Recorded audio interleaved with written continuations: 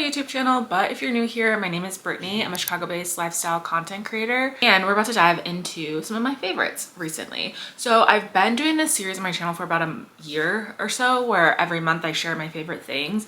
I didn't do one in April. Wait, I didn't do one in March or April. Well, technically it's May. I intended for this to be in April. I've just been a little busy lately, but I just have like fallen behind a little bit on my content creation schedule. So here I am at the beginning of May doing what I'm gonna call my spring favorites. I'm getting myself back on track, and then hopefully starting in May, I'll be still go back to doing monthly.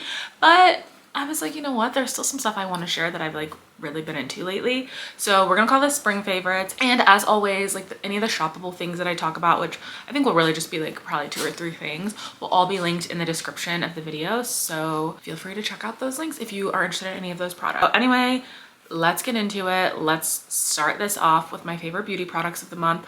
So, and I'm also gonna share for most of these categories. For some of these categories, I'm gonna share like 2 things, just since like, you know, it's been a minute.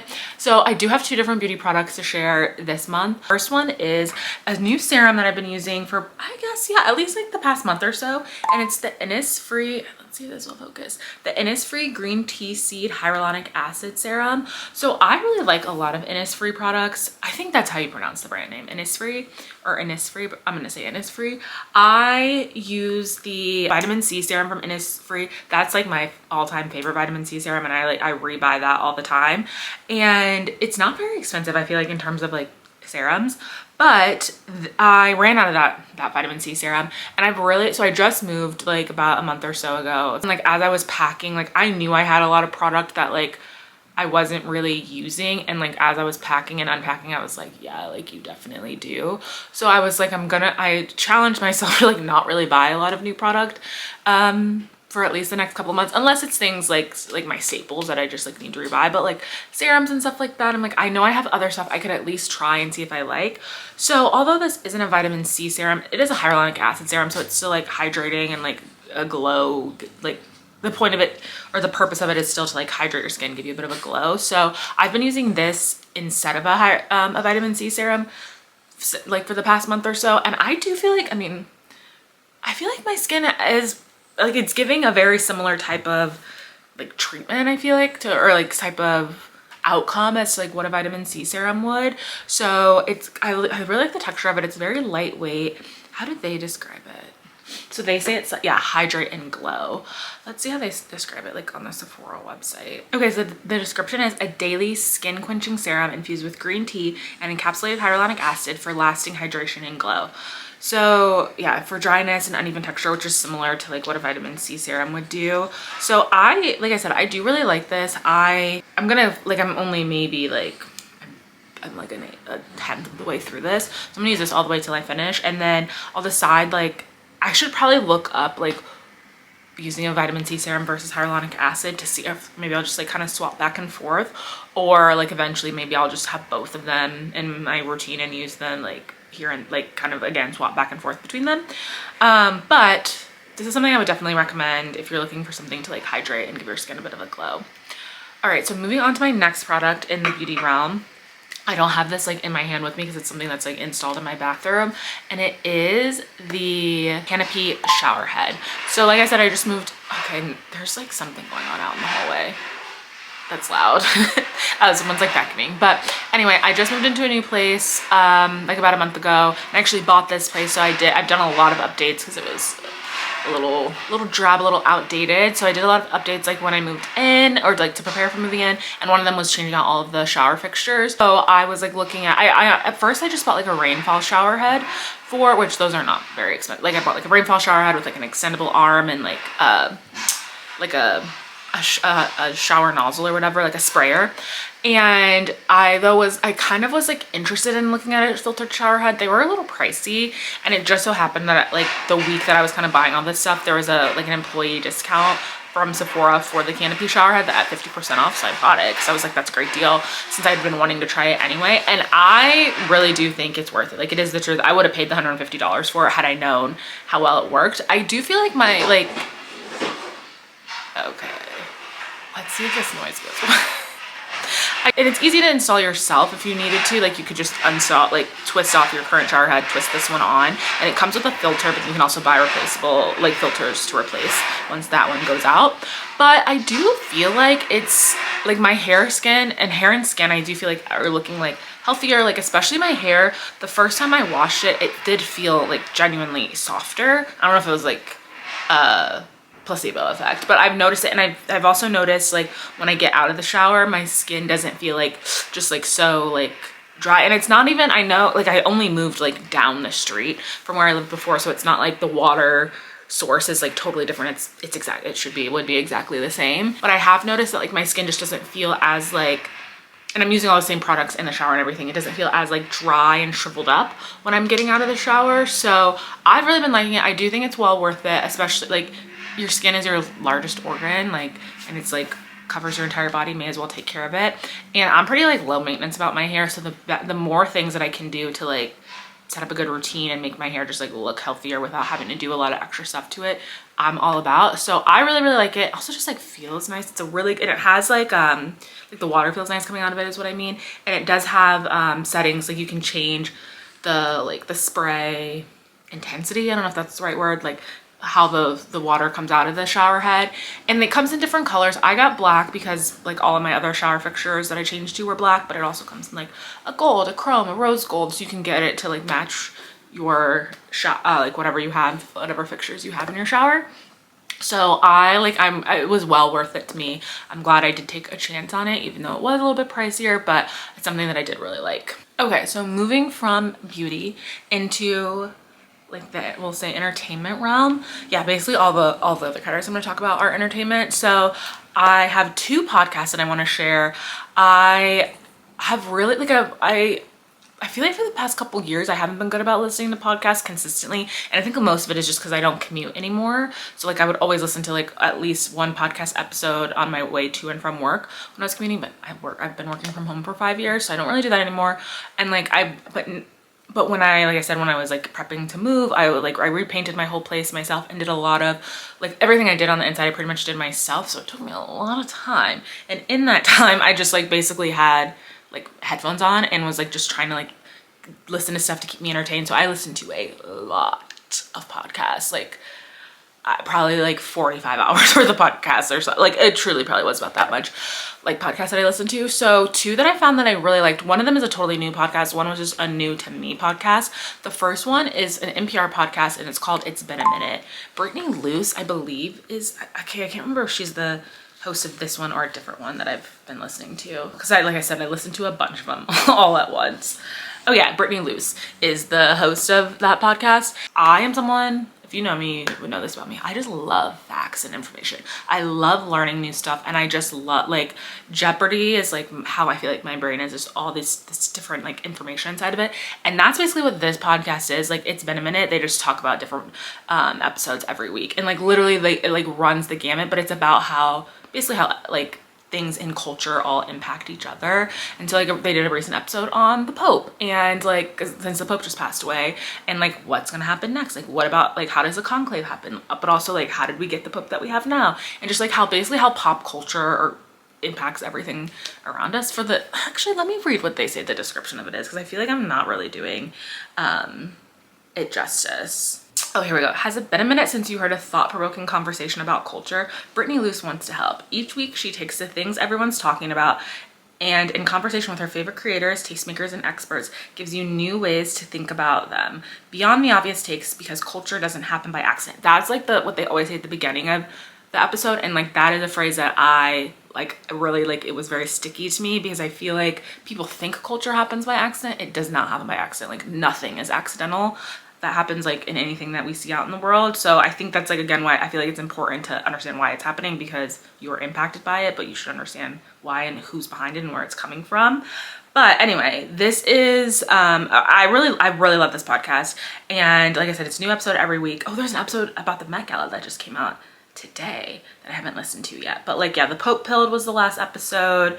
Like it literally talks about like everything, like about men and body dysmorphia, Oh, I need to listen to this episode. I must have missed it, and like the title of this is going to tell me why I missed it. Think you have ADHD? Here's why so many of us are saying yes. So I missed that episode. And they're like all about 15-20 minutes long. So, and I really like Brittany Luce. Like I didn't know who she was until I started listening to this. And she just is I feel like she asks really thought-provoking questions, but also she just seems like very fun and easygoing, which I feel like is good for the host. Like it's easy for them to talk with her. And so this is a podcast like I would recommend putting into your rotation. Like I said, it comes out more than once a week. It comes out twice a week. And the episodes are super short, so would definitely recommend checking them out. And then another podcast, like this is a new podcast, and it is IMO with Michelle Obama and Craig Robinson. And so this podcast I think had just started, like just launched like the week I was doing a lot of my home stuff. So I listened to, I'm actually 2 episodes behind now, but see, like I said, I'm not good at keeping up with my podcast, but I had listened to every episode that was out up until then. I love Michelle Obama, first of all, and I didn't really know much about her brother before this. Like I read her book, and like she talked about him in her book, but that's literally all that I knew about him. But I really like him too. Like they are very much the epitome of like Midwest, middle America regular folks, even though she is the former first lady and like a very accomplished big person, but like I don't know, they just feel so normal. Like I feel like they're like my aunt, like some of my like second cousins, aunt and uncle in my family or something like that.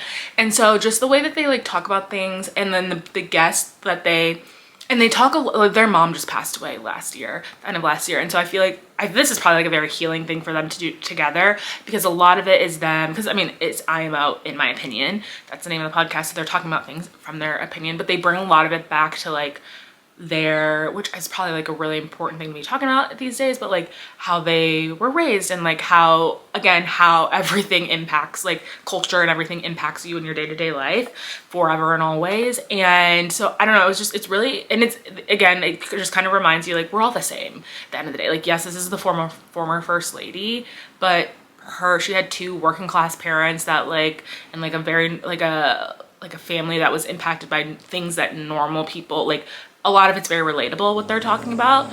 And I don't know, I just thought I think it's a really, really well done podcast. And especially because they have very different perspectives on a lot of things, like her and Craig. Craig is like a very typical, like he's older than her, so 60-something-year-old, like again, middle America football coach kind of guy. And sometimes some of the stuff, like when there was an episode with Issa Rae and they were talking about friendships, and the way he was talking about his friend is you're very typical, I feel like, straight male, like his talk on or his perspective on friendships. He's like, yeah, we don't always talk about the deep stuff or talk all the time. And then they were like, wait, no, we're deep diving, we're doing sit downs, we're like and I was like, yeah, that's me and my girl. Like you have to get into it with like your girlfriends, you know? And so it's just interesting to hear their different perspectives. And I really like a lot of the guests that they've been bringing on. So like I mentioned, they had Issa Rae, and they're just talking about friendship.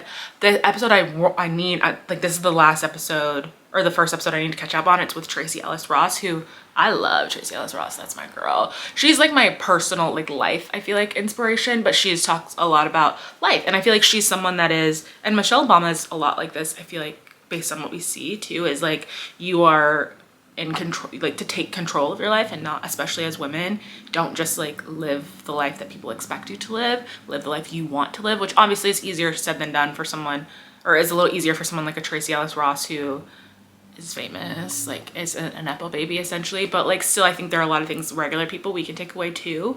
There's an episode with Seth Rogen and his wife, and like I didn't even know they had this charity about Alzheimer's, but they do. And like it was because her Seth Rogen's wife, which now I cannot remember her name, her mom had Alzheimer's like really badly, and like it progressed really badly because it wasn't caught until a lot later, and it just like impacted their family in such a huge way. And so now they have this charity to help other people, and a lot of it is about like helping the caregivers, like helping the families, like the kids, or all of those people, and like how you get through a lot of that and giving support to those people, which Michelle Obama like and Craig, they had a family member that also had Alzheimer's and dementia. And like my grandma has Alzheimer's now, and like my grandpa on my dad's side also had Alzheimer's, and like they passed away from that a few years ago. So again, I feel like that's something that touches so many parts of life. So they talk a lot. That episode was really good. I feel like it was like very emotional, but not in a sad way. It was just in a way of like, this is real and like impacts so many people. And then what else were some other good the Issa Rae episode. Like they talk about also, oh, this was a really good episode. It was about happiness essentially. Let me look up the title of it. Oh, Keke Palmer was on an episode and I love Keke Palmer. She's like really, her and Michelle Obama together, that was really good, fun to listen to. Oh, Combating Hopelessness, that's what it was about, with like they had a psychiatrist on there. I think she's a psychiatrist or a psychology professor, and especially in this era that we're living in right now of like doom and gloom, the world is looking very dark and bleak these days. And also just like I talked about this as one of my New Year's resolutions, that I feel like I'm always on my phone being inundated with information, and I know that's impacting me and like my mental health and my happiness. So like they talked a lot about that and like how to find hope, and it was so simple. And I know it sounds so silly, but it was so simple the way that they, but also very like, it's like good to hear people be like, no, we know it's like weird and like it can feel sad and dark, but like here are some things that you can do, and like here's how you can combat that. And also, and there was a really interesting thing that they said which resonated a lot with me, because like this is who I am as a person, and I realized like especially like this, I feel like in like last year, for instance, last summer, like when Kamala Harris was running for president, like I did a lot of like volunteering, I canvassed, I did a lot of like for her and her campaign, and I did feel like I felt very happy and hopeful during that time. And like since then I have not, but it's also because I haven't been doing things like that. And like there is like psychology behind like when you are actively like doing something and feeling like you're making an impact, you do feel more hope and feel more like hopeful than you do when you're just like sitting down and like, well, I don't know what to do now. So like that was something that was really like stuck with me, and I was like, no, I think that is true. Because when I like thought back through like my life, like I was like, no, I think that is very true, especially if someone like me. So I was like, so then that made me think like, okay, what do I need to, what other things can I do to get involved in to help my like not feel so just like hopeless and like floating out in the world. So anyway, all that to say, I think it's a really great podcast. I would definitely recommend honestly giving every episode a listen, but especially those few that I called out. And the episodes, yeah, I'm looking back. Okay, I'm actually 3 episodes behind. Gosh, I'm falling so behind on my content. Like, but I would definitely recommend like checking it out. So those were my podcasts. Okay, moving into music. So my favorite song of the, I think I've been saying every category of the month because like that's what I say out of habit, but like it's not of the month, I'll say of the season. But anyway, my favorite song right now, or my favorite new song I should say, is from Lady Gaga's new album. Jury's still out for me on how like my overall thoughts on the album. I wasn't like particularly like wowed by it, and I like Lady Gaga. I'm actually going to see her in a couple months, but to me it just seemed like it was a good Lady Gaga album, but it wasn't anything like crazy new, like, you know, funky. But there was a song I really liked that like immediately I was like, oh, I like this, and like I've re-listened to it. Actually was just re-listening to it again, and it is Perfect Celebrity, and it's from her new album Mayhem. And I like, when I was trying to think of why I liked it, I think the reason I liked it is going to be contradictory to what I just said, is because it sounds like classic Lady Gaga, but like I said, I love Lady Gaga. To me it sounds like an album or a song that could be on The Fame, and I love The Fame. That's like one of my like favorite albums of like all time probably. But I don't know, it was a really good song. It's like the production on it's good, Lady Gaga's voice sounds good, but then I also feel like the theme or like the lyrics behind the song too are kind of like, at least from what I took away from it, I actually haven't even looked at like Genius or anything to see like what she intended it, like what her take on it or like her approach to the song was. But to me, like and I feel like it's again something very relevant in society right now, is like being a perfect celebrity. It's like being, I think like one of the lyrics is like, I'm made of plastic, whatever.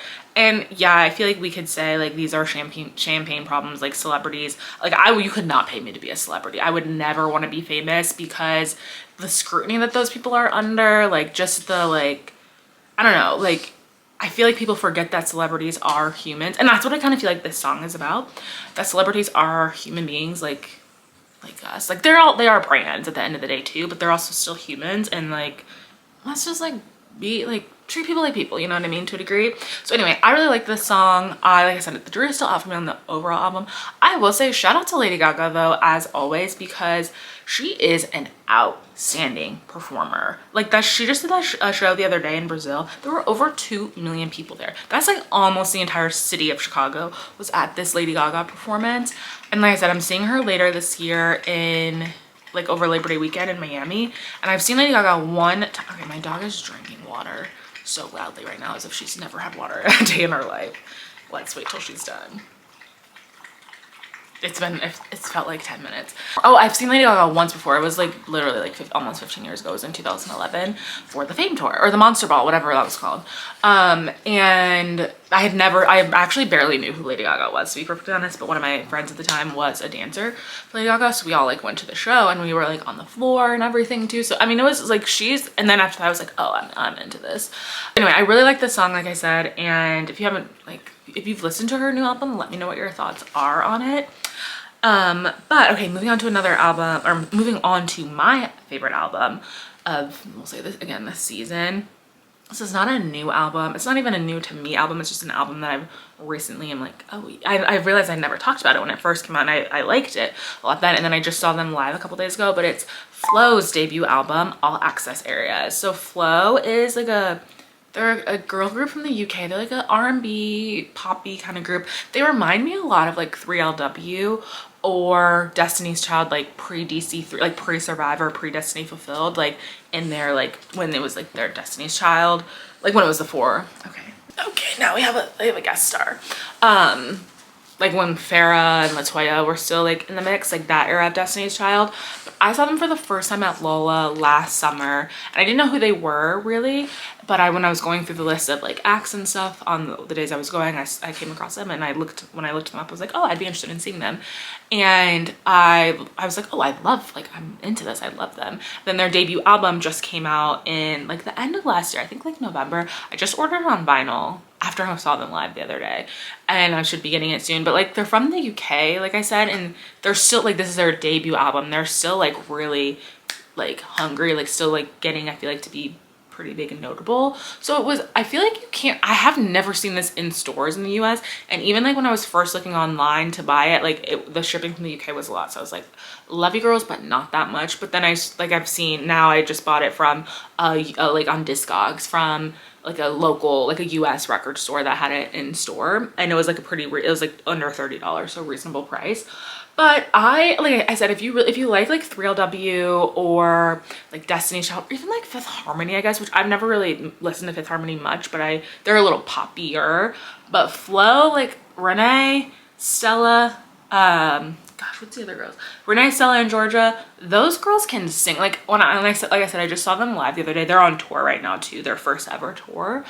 The mics were on, and like, I don't know, they were just like, their songs are really good. They have a song with Glorilla. Cynthia Erivo is in like the one or two of the interludes, like basically introducing them as like another UK baddie, and being like, here's our girls FLO. I'm trying to think of what my favorite song is from the album. Actually, my bad, like the Glorilla song I was just talking about. I don't really think there are any bad songs on this album, in my personal opinion. They're all pretty good.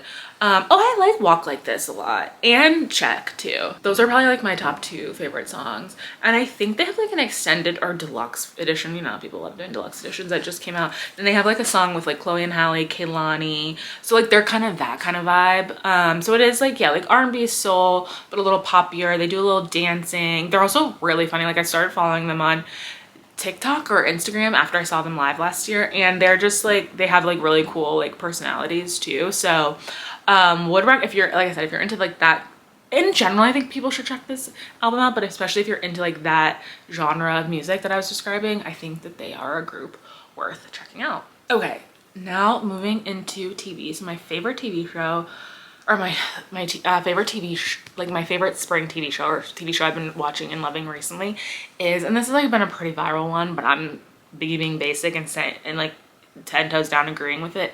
It is The Pitt on Max. So I just watched it. I probably watched it all in like 2 weeks, which is pretty fast for me to watch a show. I'm not someone that like binges TV shows. Usually I just like can't sit down that long and watch the same thing for more than like probably 2 episodes. And my mom kept telling me about it because she loves a medical drama. I love a medical drama. She used to watch ER all the time growing up. And so when I was growing up, and so I watched ER, like, and so that was like my first I feel like delve into the medical dramas. I still watch Grey's Anatomy to this day, 21 seasons in.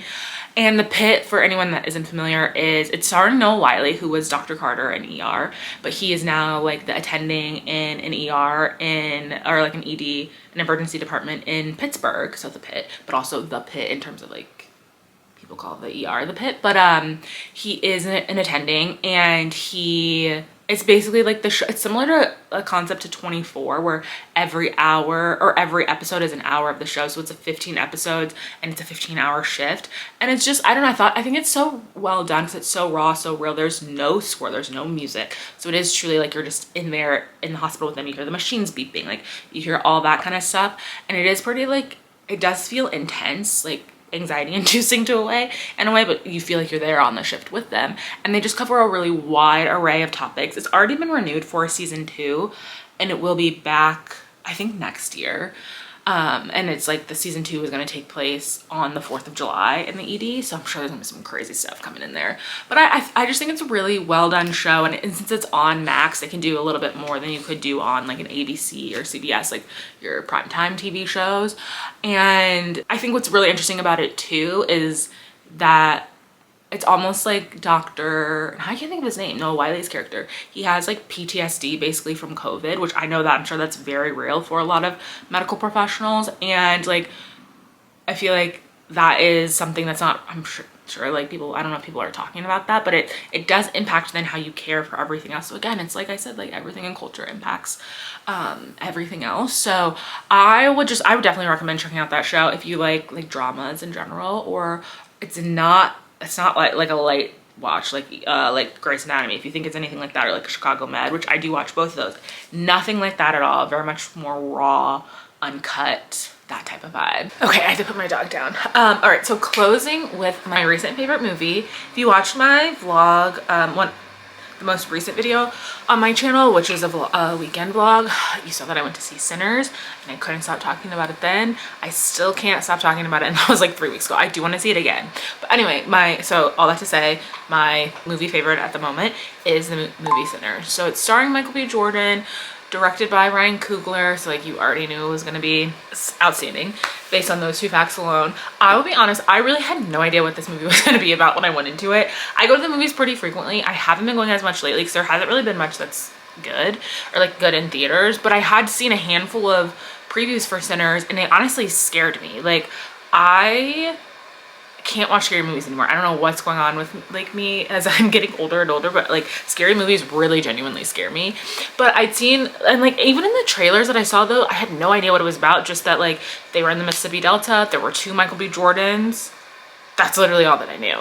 2 Michael B. Jordans, I said count me in. So and then I went to see it opening weekend. Yeah, I think I saw it that Friday or Saturday, I can't remember. So I hadn't even really heard many people talking about it, except people saying it wasn't as scary as they thought, which was good for me. But it was such a well done movie, and I feel like it was so thought provoking. And like how I said, I couldn't stop thinking about it. I still haven't stopped thinking about it. To me, like that is what good art in general, good film, good media is. Like when I say I love movies, I'm talking about movies like Sinners. Like that was such a cinematic experience. So I mean, at this point, I was gonna say I don't want to give any spoilers, but at this point, like the movie's been out for 3 weeks, so if you haven't seen it, you've probably heard everything about it. I mean, Ryan Coogler is a really great director, filmmaker, and I really like movies like this that are, I don't know, there aren't a ton of movies that are like starring Black people, all Black leads, that still get to be like sci-fi, whimsy, like that aren't just like 12 Years a Slave. About like some kind of biopic from a civil rights leader. And like, not that those movies aren't important, but it's just as important too to see, like, granted there's a lot of like undertones of like Jim Crow, like the KKK in this movie, but still at the end of the day, it's a movie about vampires. And like that is, and it's like that is like cool in its own way. And then there's just so like that movie, there's so many layers to the movie, like to Sinners, that like this is again a testament to, this is why we need Black creatives, because that movie could not have been made by a person that is not Black and had been as like rich and like again so layered, just like all of the little details. Like even just like them paying with the plantation money, like, or like having like the only money that they have is the money from like the plantations that they work on. Those like small, like talking about haints and like just like all those little things that like are like such a part of black Southern culture, which really is black culture across the US since like black people are from the South originally. Like even just talking like the Mississippi like Delta to Chicago pipeline was like such a big thing. Like they talk about like Smoke and Stack like living in Chicago briefly. But one thing I will say is Michael B. Jordan playing like two twins could have been so corny, but he's like, it was so well done. Like it wasn't like, my only reference for that is Lindsay Lohan in Freaky Friday, and like she did a great job. I feel like for a 12-year-old or however old she was, but like I don't know, you could tell. Also that was like in the 90s, early 2000s. This like I kind of almost kept forgetting that it was him playing both of those parts. Like they did genuinely seem like two totally different characters, two different people. But oh, and some like even like the like a lot like going back to like the details and stuff in the movie, like Mary, who's played by Haley Steinfeld, which I always forget that Haley Steinfeld is a singer, and she sings one of my favorite songs, Most Girls. Very corny song, but I love it.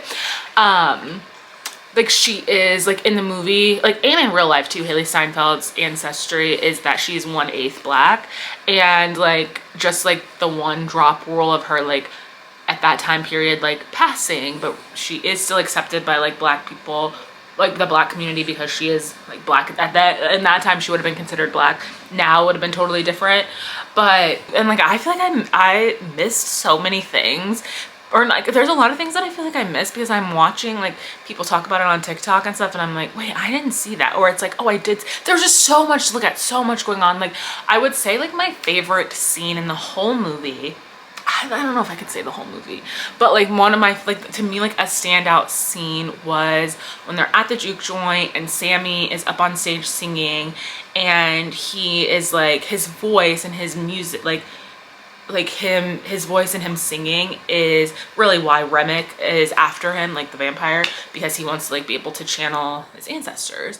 And Sammy's singing and he's like channeling all these spirits, and it like the spirits of the past. There's like West African, like Senegalese people like dancing, playing drums and like making music, and then it goes like you see all the different like going into the future, then like all of the different like phases of black music in America, like blues, jazz, like you see like a Bootsy Collins, like then you see like a Run DMC type of DJ, and like then like some West Coast rappers.